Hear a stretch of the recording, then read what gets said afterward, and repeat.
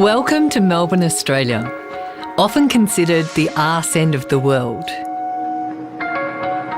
You might think it's the last place on earth for innovation, but per capita we are one of the fastest adopters of new technology, and Bitcoin is no exception. Early in 2014, mainstream media led the world to believe that Bitcoin had collapsed, when in fact it was only the fall of a single exchange. The price bounced back within days. Now that's an event that is unprecedented in the financial world. But the same media outlets didn't want to run that side of the story. So we thought we'd balance the scales and give you the opportunity to make up your own mind.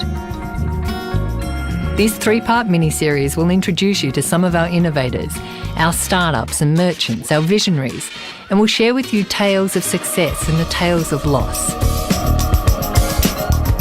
Bitcoin is basically the future of everything. I'm not talking money, I'm talking everything. There's always going to be the early adopters that are there right at the start. And I think in 20 years' time, we're going to look back and think, how could we have actually dealt with physical cash? Bitcoin itself was worth zero for 8 months after it started, and then it gained a value. And why it has that value? Well, it's one of those questions people ask when they first get into it. Because the first reaction is always like, what is that? And then you're like, oh, it's a Bitcoin machine. And they get so excited. They're like, really? That's a thing now? Yeah, it has no borders. The end game could be that it's an accepted worldwide currency. One of the reasons Bitcoin is attracting such attention is because it's owned by the participants. There is no governing body, and it's available to everyone, regardless of your credit history or geolocation. Bitcoin stems from a platform where people openly collaborate, sharing ideas to develop solutions to complex issues, the results of which are then free for anyone to use or further develop. Quite naturally, from this mentality, people started talking about creating virtual currencies, now known as cryptocurrencies. E-gold and DigiCash were two such attempts.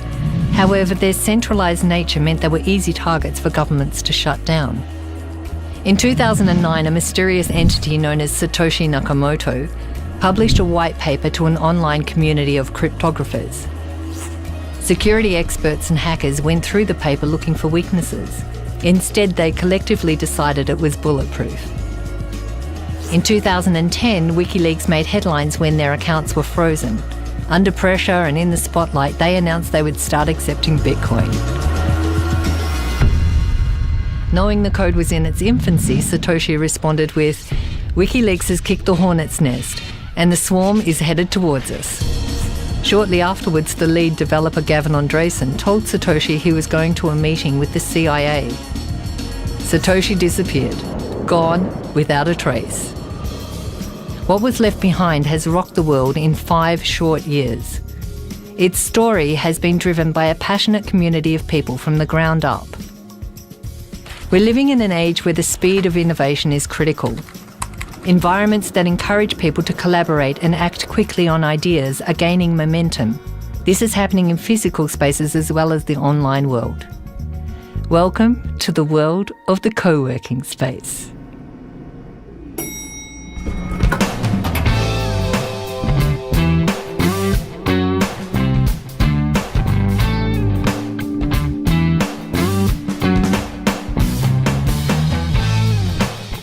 This is Inspire 9 co-working space here in Melbourne, where many startups get their first shot at collaboration with other people and working in an environment really unlike traditional office spaces.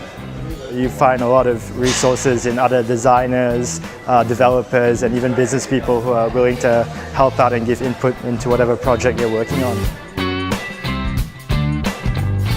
Some really good startups like Adioso, Rome to Rio, Uber were based out of Inspire 9 as well, so it's a great place for people to tap into the resources of the local startup community.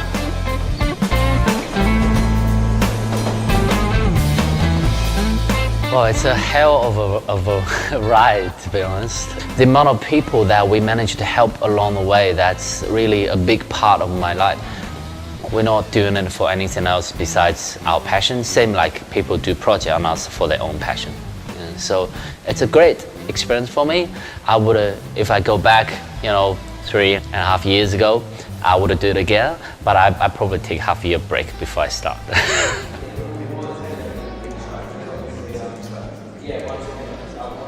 There's a really big global trend going around of how the cost of operating startups has really dropped, and the support networks are really growing around it. Silicon Valley obviously has a great thing going for it, but our goal is really to bring a little piece of that over here, innovate and build world-class companies out of Melbourne.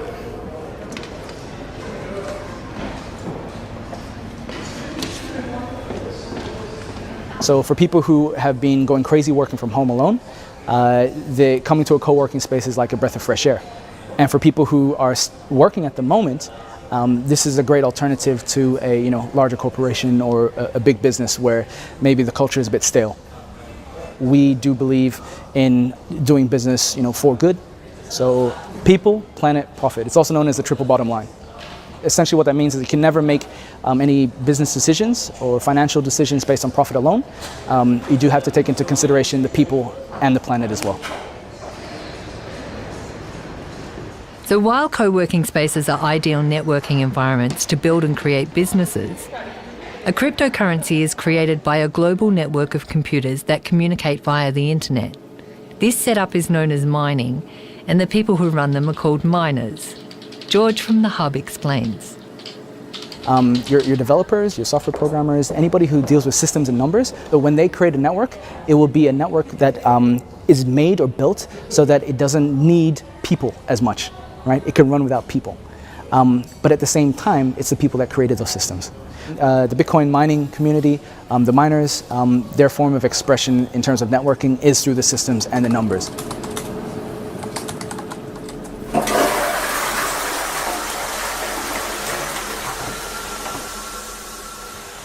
First computer I ever built. That was doing well for about a month and realised, okay, shit, this might be profitable. Build our second. So they're 7970s. They're running Windows. And now I have, I can probably take this off. These are the big ones now. So they're 290Xs and they're hashing at around 880, 890 each using Ubuntu. We didn't use heating once last year, so they actually heated an entire lounge room and kitchen.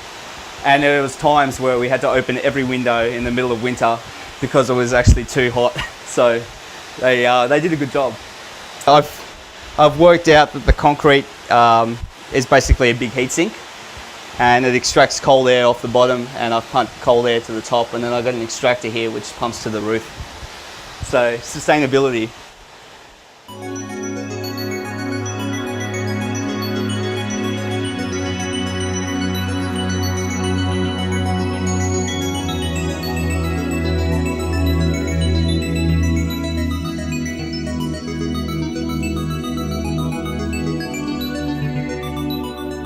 So this Bitcoin network checks and verifies all transactions to make sure they're legitimate and they're not duplicated. Each miner is rewarded for its speed and accuracy. All the transactions are kept on a public ledger called the blockchain. It's like a giant bank statement that shows every transaction ever made. It also stores the Bitcoin. Anyone can watch it grow in real time and explore its past. To access the blockchain, you need a wallet. This lets you send and receive Bitcoin. A Bitcoin wallet is a bunch of private keys that are used to sign transactions on the Bitcoin network. So they just look like a bunch of long numbers.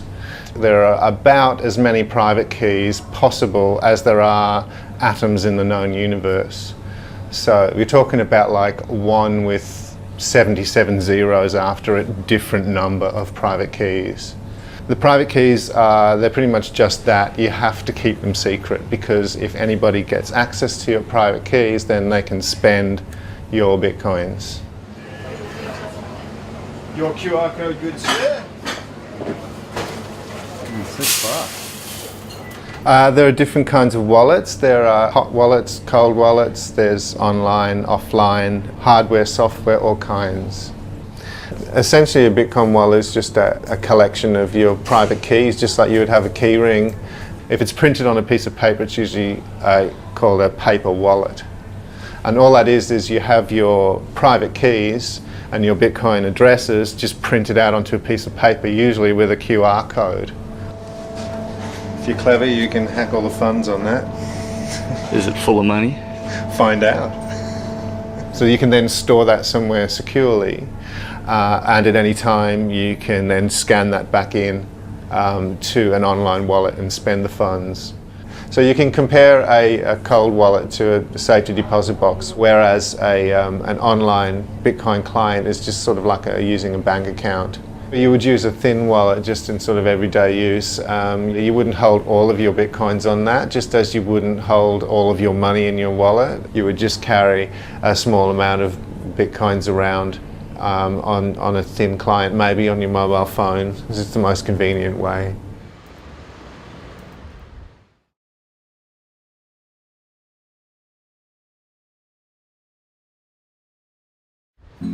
So say you had your Bitcoins on your phone and you're ready to spend. Where would you go?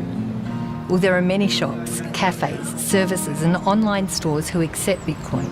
If you thought it was just for computer geeks, think again.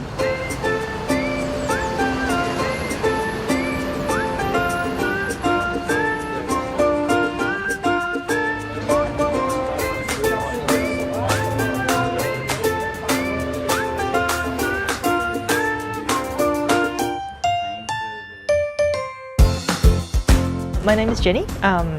This is my little store called Verichen, and it's an eclectic little shop. It contains pretty much stuff, as you can see, but mostly pretty things that I see fit to stock.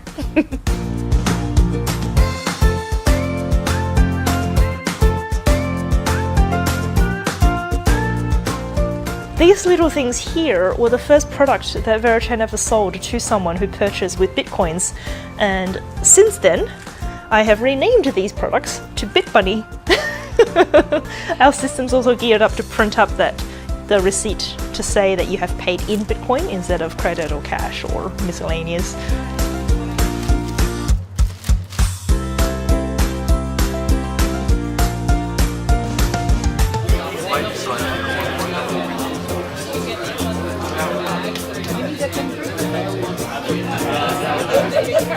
My name's Gary Passfield. I'm the licensee of the Old Fitzroy Hotel in Woolloomooloo, New South Wales, and I've been here for 15 years and I accept Bitcoin.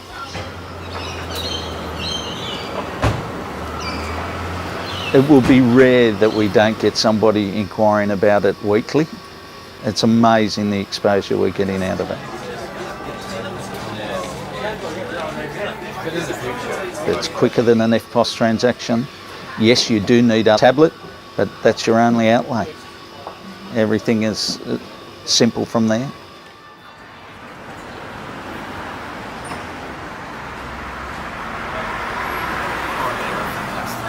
Then a little bit of white Belgian chocolate go on top. Make it good. Oh my, that is so thick. So people who do come to Sydney from all over the world and want to pay Bitcoin, they check out, oh, where can I pay Bitcoin? Oh, the outhouse. All right, it's about letting people have another mean of payment. Why do we need the Australian dollars, the American dollars, the euros, the rubles, whatever it is? For me, it does go back to imagine all the people living life in peace, you know? Imagine no countries. How they pay for it, it's fine with me. Bitcoin, cash, gold rings, whatever. Apparently the ATO says that it's a commodity, the Bitcoin now, it's not a currency. I don't know how many times I have to accept it as currency, you have to use it as currency until the people at the ATO will agree that it's currency, but you know, eventually it will happen.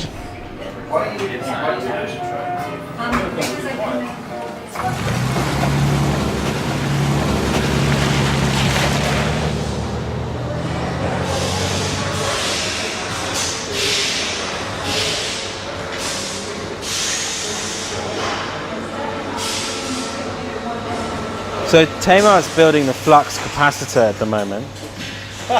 Don't laugh, that sounds cool. Well, my name's David Brim. I'm CEO and co-founder of Tomcar Australia, and here we are in the manufacturing facility of Tomcar in Melbourne. Tomcar is a rough, ready, hardcore machine that you can fix it yourself. And we are peer-to-peer. We speak directly with our end user.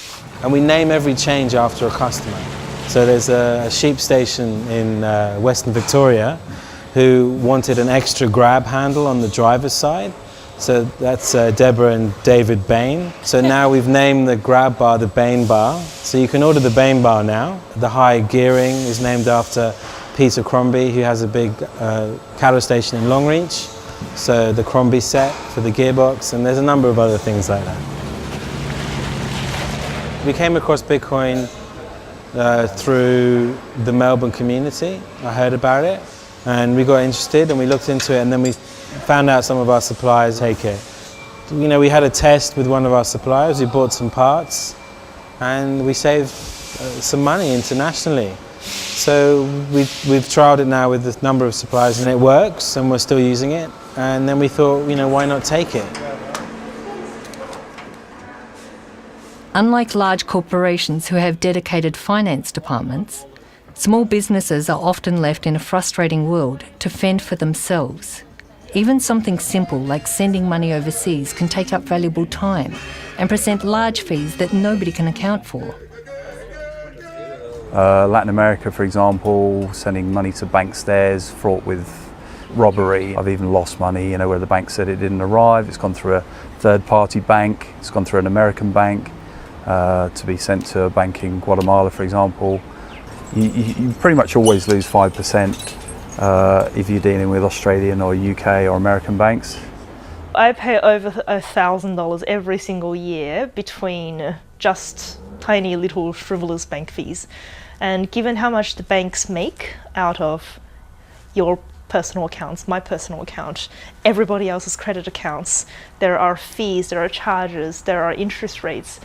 They make so much money already. They don't have to take any more, but they do. Still, every single day, every month, everybody gets billed. Whereas with Bitcoin, it's money within your hands. You have the power, you have the controlling share of exactly what you hold, and there is no need for banks to take a cut out of that, and they don't have to. I lose more money out of credit cards than I've ever lost out of Bitcoin. And credit cards, people can walk in, and they regularly do walk in, present a credit card with ID, and walk out without paying or doing the transaction. If they don't return to pick up their cards, we've lost that sale. And I've had sales that have been hundreds of dollars that they've walked out on. It's cheaper for them to get a new ID and a new card. But as I said, there's absolutely no problem with Bitcoin.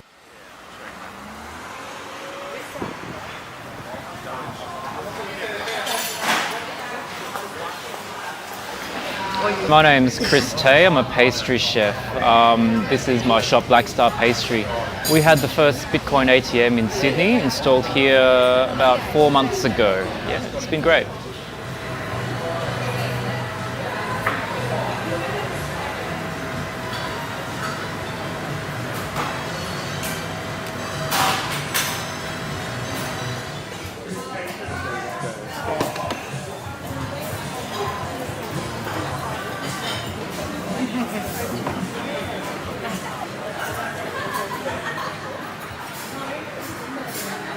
There's 60 staff in 2 shops now. You build a shop, okay, and that's going well, and at some point you need to kind of think, well, what do I stand for? What is it all about? You go into this for a fairer system, you know? You go into this so you can send money to people who need it without having to go through 1, 2 or 3 different middle people. When I get to the end of my life and I say, well, what really was important to me, what I want to say is that because of me, I was able to help a lot of people build their careers, build their families, all that stuff. That's what I want to do. Yeah. Family and future is something often mentioned when talking to people about Bitcoin. People who have studied the history of money and know the fragility of the current financial market often see Bitcoin as a safety net. okay, so we've brought these 4 children into the world, and we thought their future ought to have been pretty squared away, right? But now as they get older, I mean, our eldest daughter is 16. You think, what okay, so how's this going to work for her again? She's going to have to raise how much money before she can afford to follow mum and dad's footsteps? This is what happens when you create this huge lake of liquidity that is roaring around the world, desperately searching for yield at all costs. This is what you get, right? And the problem with that is that people can liquidate pretty damn quickly. Anyone who trades anything will know that you go up a stairway, and you fall off a cliff. So here's this hugely complex, over-leveraged system. I can't tell you, when that might fall, and it could be something very insignificant, but it doesn't matter. We've baked that into the system, and when that liquidity is removed from the system, it will take our breath away. Bitcoin is a natural response to that phenomena, right? How do you protect yourself against that? When we had the housing crisis in the US, and all these people just caught up in this machine and just got spat out, and then all the people who were responsible for it are all getting huge payouts, like these golden handshakes. I mean, like, there's no justice. It seems so easy for people in power to, just make income at the expense of, people who aren't in that complex. Instead of us just sitting there and taking it, we have to take matters in our own hands and do something that's outside that whole sphere. That's why I thought Bitcoin seemed like a really good idea. It's something that really takes the power away from the big banks and big government and puts it in the hands of the people.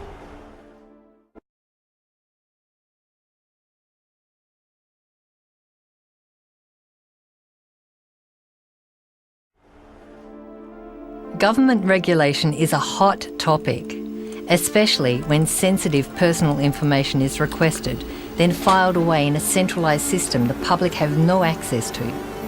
Regulation often overcomplicates life, and many people are now looking for easier ways to transact quickly without bureaucracy. Take, for example, one of Australia's largest industries.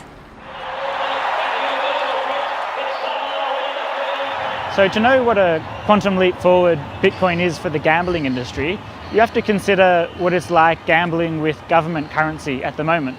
This is in Australia, which is a gambling-friendly, well-regulated jurisdiction. It will take at least 15 minutes to sign up and deposit with your credit card. Your credit card can then be charged at any time in the future. All the information you've given them, such as your email address and your postal address, that could be stolen or sold at any time in the future. Then when you want to make a withdrawal, you'll have to verify your ID by sending in a copy of your credit card, sending in the front and back of a government-issued ID, and sending in a utility bill. And then you'll have to wait 2 days for the withdrawal to come. Now, if you used Bitcoin, you can do all of that in less than 2 minutes. Less time than it takes me to explain how long it takes to do it with government currency. And you'll also be able to bet anonymously. You might value your privacy from people you live with. You might be worried about tax implications. You might be worried about legal implications. So Bitcoin can get around all of those problems. Gambling is just another thing that it makes easier. But it's a very popular thing, which is very difficult with government currency.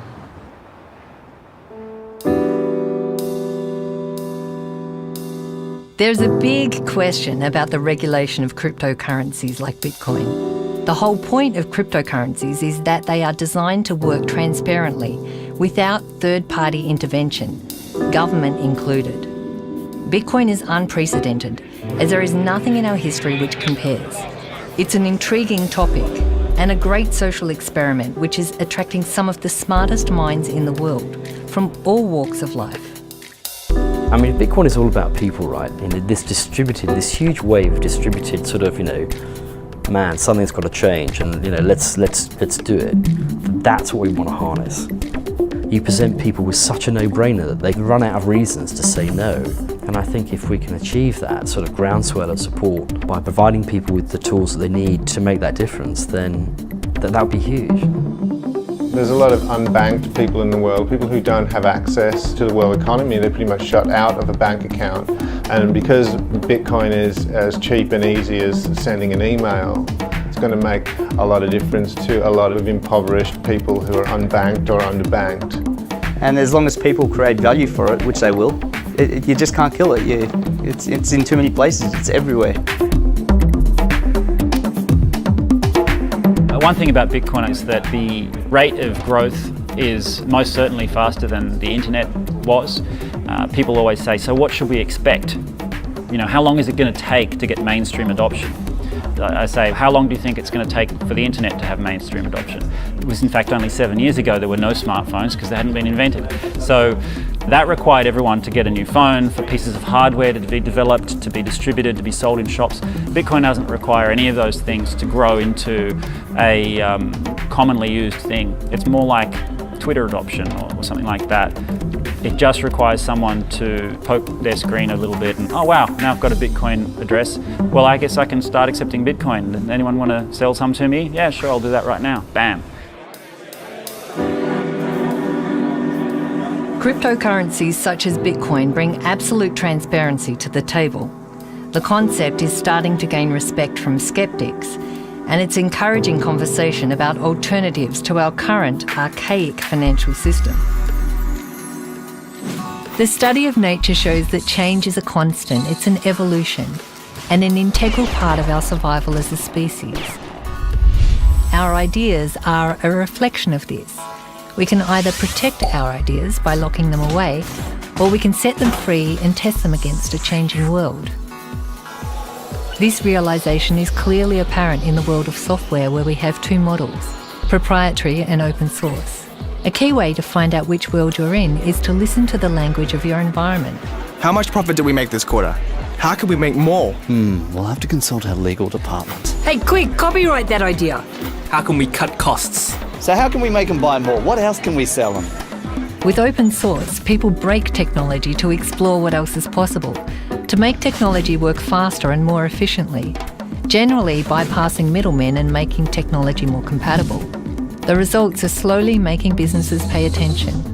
Think Android, which is now the most popular smartphone in the world. Language around open source projects could sound something like, If we share the foundations of this project, will it help other people in the future? Let's open up this project so others can contribute. If I wanted to send $1 to Africa, direct to that person, how could I do that? In the case of digital currency, people got together and asked, how can we create a digital money for everyone? As a result of this question, we now have Bitcoin.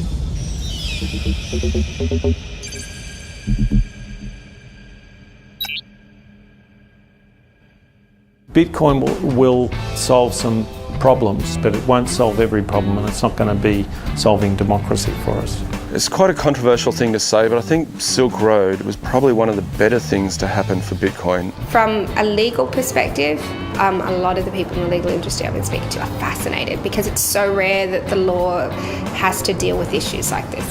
We live very much in a society where there's a lot of controls put on us, what you can and can't do, or what you should and shouldn't do.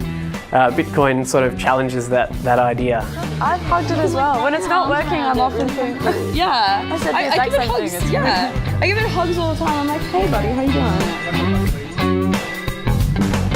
If you're a Bitcoin innovator and you feel like you've got something to contribute, or you'd like to collaborate, or if you're interested in sponsoring us, let's talk.